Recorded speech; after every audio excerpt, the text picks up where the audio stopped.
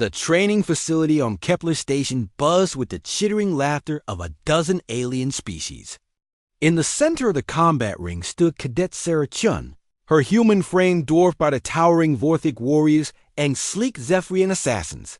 Surrounding her, at barely 5'6", she looked like a child among giants. "Behold," sneered Instructor Krell, his forearms gesturing dismissively at Sarah, "the latest addition to our elite combat program." A human. The word dripped with disdain as his mandibles clicked in what passed for Vorthic amusement. "Tell me, little mammal, what makes you think you belong among real warriors?" Sarah's dark eyes remained steady, her breathing controlled. She had endured 3 months of mockery since arriving at the Galactic Military Academy's Advanced Combat Program. Every species represented here, from the acid-spin Nerethi to the phase-shifting Ethereals, possessed natural advantages that made them formidable fighters. Humans, according to galactic consensus, were soft, weak, and laughably fragile. "I'm here to learn, sir," Sarah replied, her voice calm despite the chorus of alien laughter echoing through the training hall. Krell's secondary eyes rolled while his primary pair fixed on her with predatory interest. The Vorthic stood nearly 8 feet tall, his exoskeleton gleaming under the harsh lights. His species had conquered 12 star systems through sheer physical dominance, their natural armor and multiple limbs making them nearly unstoppable in close combat. "Learn?" Krell's voice boomed. "What could we possibly teach you that your pathetic species hasn't already tried? Humans have no natural weapons, no armor, no enhanced reflexes. You're prey animals who stumbled into space." He gestured to the other cadets. "Look around you. The Zephyrians can move faster than your eyes can track. The Corvin can lift a small vehicle. The Nerethi's claws can slice through battle armor. What do you bring to this ring besides entertainment?" Sarah stepped forward, ignoring the renewed laughter. "Permission to demonstrate, sir?" The instructor's mandibles spread in what might have been a grin. "By all means, choose your opponent." "I choose you, sir." The laughter died instantly. "Several." Cadets exchanged glances. Challenging an instructor was unprecedented, especially for a human. Krell's 4 eyes narrowed as he considered the audacious request. "Very well," he said slowly. "But when I break you in half, remember that you asked for this." The 2 fighters took their positions. Krell dropped into a combat stance, his 4 arms spreading wide, each ending in claws that could punch through steel. His natural armor plates shifted as he prepared to charge. Sarah simply stood there, feet shoulder-width apart, hands at her sides. To the watching aliens, she looked utterly defenseless. "Begin," announced the training AI. Krell lunged forward with blinding speed, all 4 arms striking towards Sarah in a coordinated assault that had felled dozens of opponents. His species had evolved as apex predators, and every instinct screamed that this tiny human would crumple under his first blow. Sarah moved, but not in any way the aliens expected. Instead of dodging backward or attempting to block, she stepped directly into Krell's charge. Her left hand swept up, deflecting his primary strike just enough to throw off his balance. Her right hand found a gap in his exoskeleton at the elbow.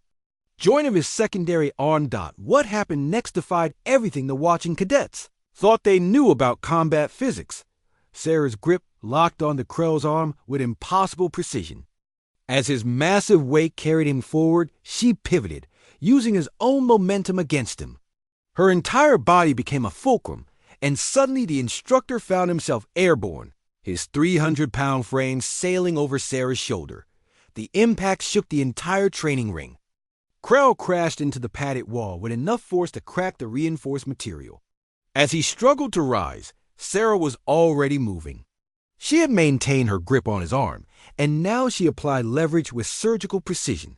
The sound of Krell's arm breaking was audible. Throughout the suddenly silent training hall, the instructor's roar of pain and shock filled the air as he clutched his twisted limb.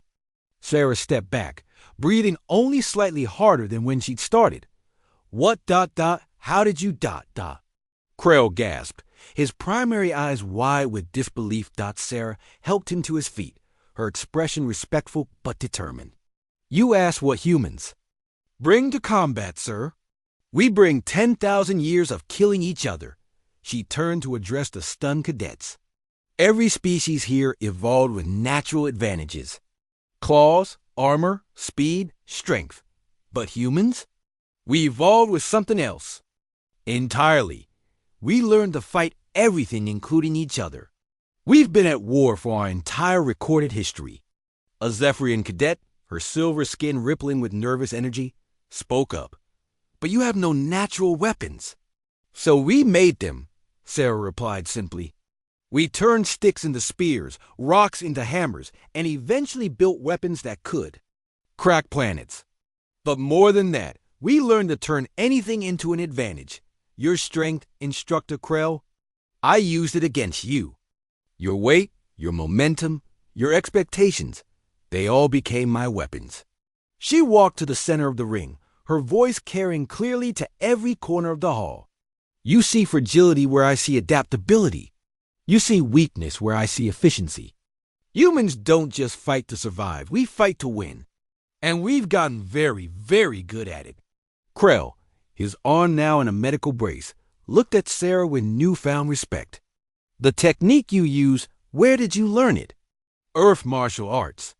Sir, something called jujitsu. It was developed by humans who needed to defend themselves against larger, stronger opponents. We've had thousands of variations of it for centuries. The silence stretched until a low whistle came from one of the Corvin cadets. 10,000 years of warfare, he muttered. No wonder they survived to reach the stars. Sarah nodded. We didn't get to space because we're the strongest or the fastest. We got here because we're the most stubborn. And we never ever stopped learning how to fight better.